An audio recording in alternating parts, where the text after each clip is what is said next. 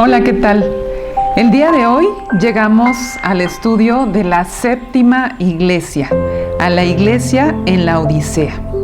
Vamos a comenzar y vamos a conocer ahora el mensaje que el Señor tiene para esta iglesia, pero no nada más para esta iglesia, sino para todos nosotros, los creyentes, para todos sus hijos.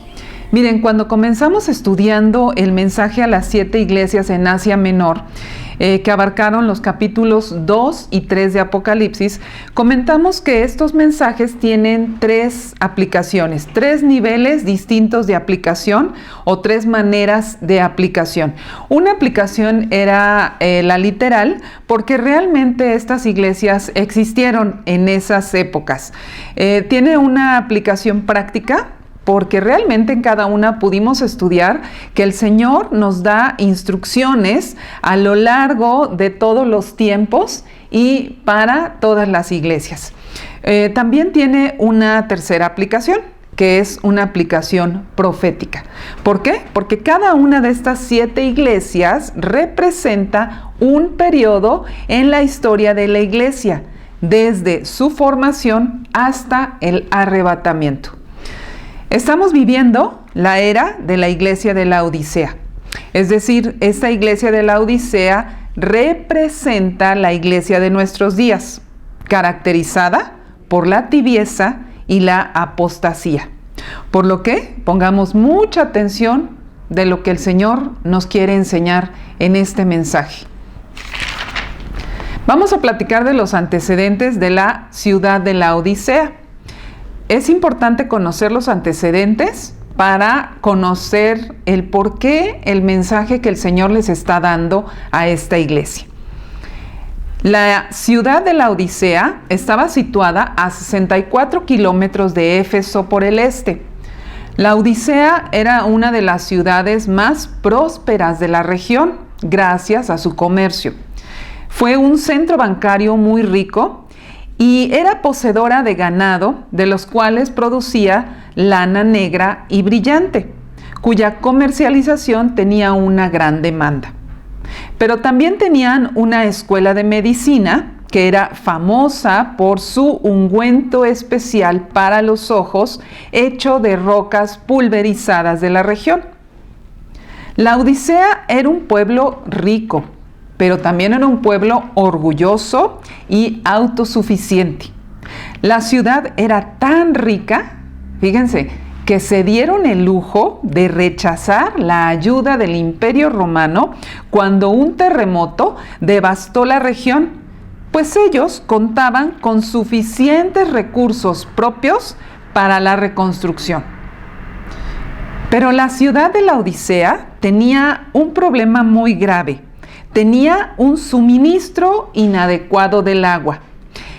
Ellos se vieron forzados a comprar agua de los pueblos vecinos, la cual era transportada a través de acueductos. Por ejemplo, a Colosa le compraban aguas frescas de manantiales. Por el contrario, el agua de Hierápolis era caliente, ya que provenía de fuentes termales. Pero para el tiempo en que el agua llegaba a la Odisea, ésta se volvía tibia. Antes de beberla, debían esperar a que el agua se enfriara, ya que si la tomaban tibia, producía náuseas, pues estaba cargada de minerales que debían sedimentarse. ¿Qué pasaba con la iglesia de la Odisea? Esta iglesia probablemente fue plantada como resultado de ese ministerio de Pablo en Éfeso. Pero para el momento en que el apóstol Juan está enviando esta carta a la Odisea, esta ya no era una iglesia floreciente. La iglesia en la Odisea también era rica, como toda la ciudad, pero era una iglesia infiel, tibia, cómoda, autosuficiente. De hecho, Cristo no encuentra nada que elogiar en esta iglesia. Ni una sola palabra buena que decir sobre lo que está sucediendo en esta iglesia. La iglesia en Laodicea se encuentra en la peor condición de las 7 iglesias. Sin embargo, algo que me gustó mucho es que esta iglesia que está en este estado deplorable sigue siendo uno de los 7 candeleros de oro que Jesús todavía, de hecho, le sigue llamando iglesia. Él no la borra.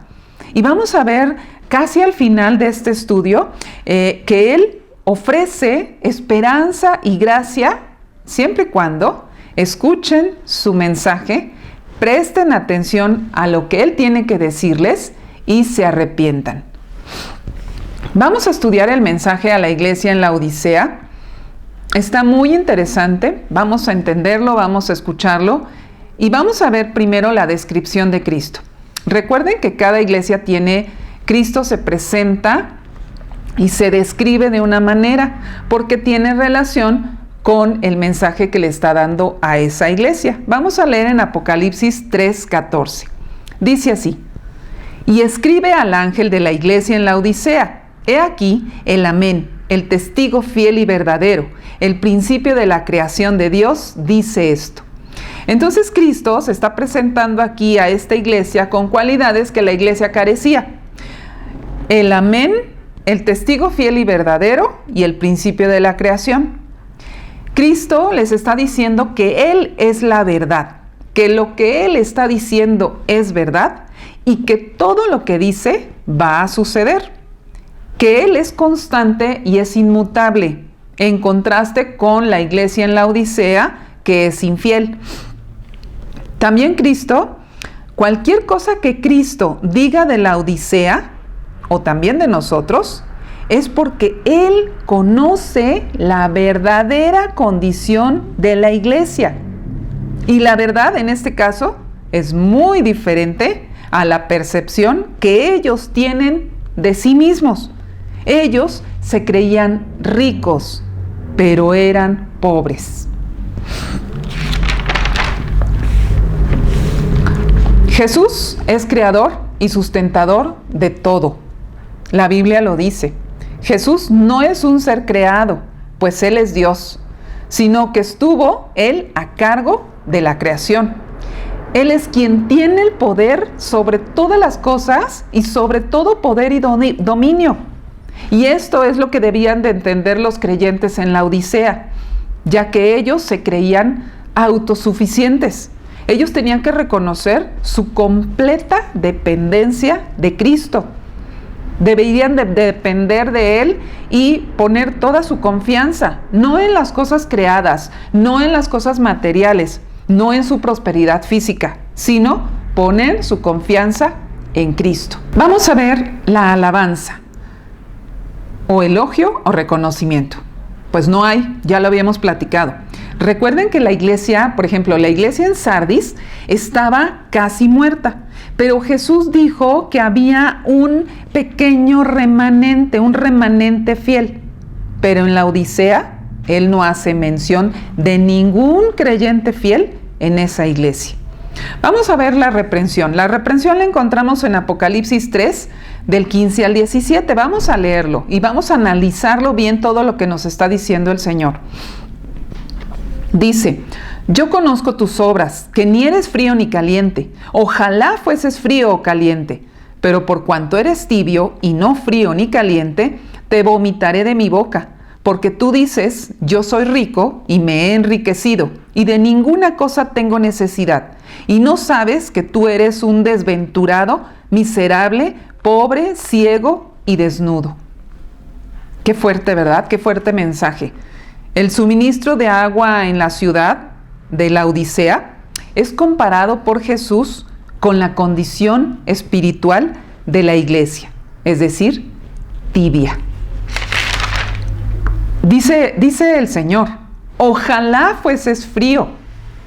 Una persona fría espiritualmente es un incrédulo, un no creyente, una persona que abiertamente rechaza a Cristo, que es insensible y que realmente no tiene ningún interés en el Evangelio. Pero Jesús hubiera preferido que fueran fríos para que en algún momento de sus vidas pudieran reconocer su profunda necesidad de Cristo. Por eso les dice, ojalá fueses frío. Pero también les dice, ojalá fueses caliente. Es decir, un creyente con un corazón celoso por Cristo, ardiente, ferviente en espíritu, como dice la Biblia, no en emoción, sino en espíritu, en sintonía con el criterio de Cristo, que obedece en todo a Cristo y por lo tanto hace su voluntad porque conoce perfectamente lo que la palabra del Señor dice porque la vive. Es aquel que confía en Dios y que depende por completo en Él. Es un creyente que sirve, es un creyente que es eficaz y que lleva el Evangelio a los perdidos, no nada más por la palabra, sino por su testimonio. Dice la Biblia, dice en Apocalipsis, pero por cuanto eres tibio y no frío ni caliente, te vomitaré de mi boca. Una persona tibia es aquella que no niega la fe ni rechaza las afirmaciones de Cristo, pero no tiene una fe vigorosa, no tiene un celo espiritual, no tiene un intenso amor ni pasión por Cristo, no tiene un corazón entregado al Señor por completo, porque su corazón está a medias, porque su corazón se llena más del mundo que del Espíritu, porque quiere vivir más en el mundo, en las cosas del mundo, y va a servir a dos señores, y sabemos que no se puede. Es una persona tibia, es aquella que tiene apatía, tiene indiferencia por las cosas de Dios. Y entonces, algo muy tremendo, no se preocupa por las enseñanzas bíblicas. No se preocupa por ellas y por lo tanto no se preocupa por fijarse en esos errores doctrinales y no se preocupa tampoco por corregirlos. Es una persona complaciente. ¿Por qué?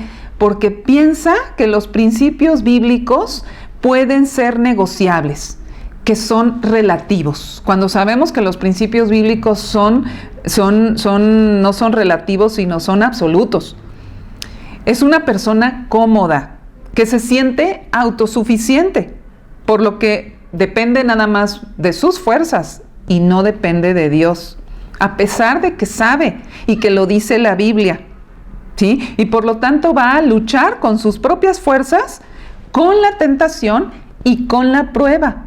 Sin embargo, va a sentir una tremenda frustración porque lo está haciendo con sus fuerzas. Es aquella persona que piensa que está bien espiritualmente. Entonces no hay ninguna motivación por cambiar, no hay ninguna motivación por crecer y ninguna motivación tampoco por participar en la guerra espiritual. No le da sabor a la vida como la sal, ni refleja la luz de Cristo, como nos lo enseña la Biblia, ¿sí? Que cuando es disciplinado por Dios, no se somete a su disciplina, y al contrario, se queja constantemente de Dios y no permite que Dios lo restaure. Por lo tanto, aquí estamos estudiando algo muy importante. ¿En qué consiste esta tibieza? Ya mencionamos cómo es una persona tibia. Por lo tanto, es importante ver esto, porque hay una falta de compromiso en la obra del Señor y no está preocupado por ese crecimiento espiritual. Podemos describir a una persona con un cristianismo pues sin entrega verdadera. Hipócritas, falsos, mecánicos, mezclados con el materialismo. Y esta es una condición muy peligrosa. Voy a leer algo que pues sí me llamó la atención estas frases. Esta es una condición muy peligrosa en la que no hay ninguna garantía de auténtica vida espiritual, puesto que lo mismo puede describir a un cristianismo mundano como a un profesante no nacido de nuevo. La iglesia en la Odisea era un testigo inefectivo, es decir, sin uso, como si no hubiera urgencia, no tenían motivación ni el corazón para alcanzar al mundo. Y eso indica que ya no recordaban su salvación, si es que en verdad habían hecho una verdadera conversión. Cuando Cristo les dice, te vomitaré de mi boca, indica un rechazo con disgusto extremo. Su tibieza resultaba insoportable para el Señor. Como cuando tomamos agua tibia, nos puede causar náuseas al grado de vomitar. La iglesia en la Odisea se creía rica porque materialmente lo eran, pero en realidad era muy pobre. Eran autosuficientes, estaban satisfechos con ellos mismos, pensaban que tenían una condición espiritual pues decente, porque decían, vamos a la iglesia, entramos a todos los cultos que se organizan, a todas las actividades que se organizan, porque cantamos alabanzas. Y Cristo les hace una evaluación espiritual de la iglesia usando algunas cosas que la ciudad se enorgullecía. Se enorgullecían de su industria bancaria, se enorgullecían de su colirio o su ungüento para los ojos y se enorgullecían de su industria textil. Y entonces utiliza el Señor esto y les dice, eres un desventurado, miserable, pobre, ciego y desnudo. Entonces la iglesia en la Odisea estaba en una bancarrota espiritual y estas son las consecuencias de la tibieza. Estas que acaba de mencionar el Señor aquí. En resumen, se refieren a una persona cuando habla el Señor de desventurado, miserable, pobre, ciego y desnudo. Está hablando de una persona que no cuenta con el favor del Señor, que no cuenta con la gracia, con el cuidado de Dios, porque lo dejó afuera de su vida. Una persona que no tiene gozo, que no demuestra con su vida que confía en Dios y que camina con Dios y se le puede hasta reflejar en su cara. Es pobre porque no tiene las bendiciones de Dios porque lo dejó afuera de su vida. Es ciego porque no tiene discernimiento espiritual y no sabe las instrucciones que Dios le da. No sabe si Dios le está hablando o no le habla. Y por eso toma decisiones arrebatadas. Aquel que no ve su realidad y que es incapaz de ver su propia condición. Por eso habla de un ciego, una persona desnuda, porque a pesar de que Cristo nos está ofreciendo vestirnos de su justicia, se visten de sus propias obras. Por lo tanto, el Señor les hace una exhortación, pero también un llamado. Y a mí me gustó mucho porque hay oportunidad. Una exhortación, la vamos a encontrar en Apocalipsis 3, del 18 al 20. Dice así, por tanto, yo te aconsejo que de mí compres oro refinado en fuego, para que seas rico, y vestiduras blancas para vestirte, y que no se descubra la vergüenza de tu desnudez, y unge tus ojos con colirio para que veas. Yo reprendo y castigo a todos los que amo. Sé pues celoso y arrepiéntete. He aquí, yo estoy a la puerta y llamo. Si alguno oye mi voz y abre la puerta, entraré a él y cenaré con él y él conmigo. Nos encanta, ¿verdad?, este último versículo. Vamos a estudiarlo. Cristo hace una oferta de gracia. Cristo le dice a la iglesia de la Odisea, y no nada más a esa iglesia, sino a todos nosotros, te aconsejo, te exhorto, te invito, te motivo. Por eso dice, yo te aconsejo, tengo algo que ofrecerte.